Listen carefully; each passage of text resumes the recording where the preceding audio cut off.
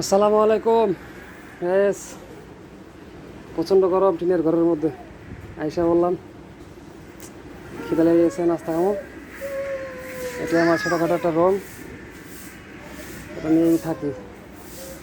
কালকে গেটের সামনে বাসা ছিলাম, একটা কাঠ লাগাই দিছি। আমার ছোটো ছেলে আতুর পেরে জায়গা বাইরে বাইরে উঠান আছে, কিন্তু উঠান থাকলেও প্রচণ্ড ময়লা, এর মধ্যে আতায় হাত মুখ খেয়ে দেয়, নোংরা জীবাণু, তার জন্য কাঠটা লাগাই দিয়েছিলাম।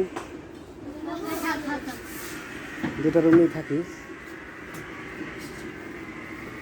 এটা আমার বেডরুম, আর এই পাশেরটা একটু অবস্থানও কাজকর্ম করতেছে। আজকে আবার ম্যাডাম বাসায়, কালকে আমি বাসায় ছিলাম, সে বাসায় ছিল না। আজকে সে বাসায় আর আমি কাজে, বুঝল। এটা খাওয়া দাওয়ার রুম, এখানে রান্না করা হয়, খাওয়া দাওয়া হয়।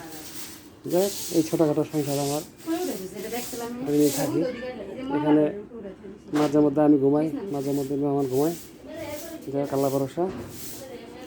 এটা আমার ছোটো একটা খামার, শখের বসত করছে, একটা মুরগি পালি, কোয়েল পাখি পালি।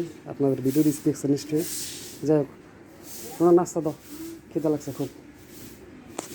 এবার নিয়ে আসো।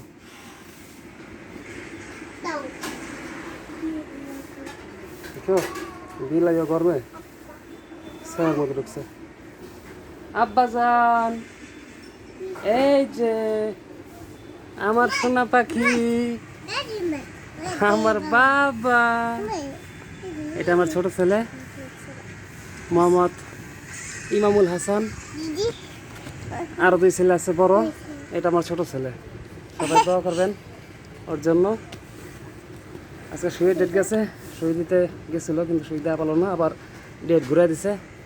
এক সপ্তাহ পর আবার জিতে দিব। যাই হোক, আল্লাহ ভরসা। কি আনছো? ভুনা খিচুড়ি, পাহাড়া বানাও নাই? আচ্ছা, দাও পানি দাও, ঠান্ডা পানি দাও। যাই হোক, সবাই ভালো থাকেন। আসসালামু আলাইকুম।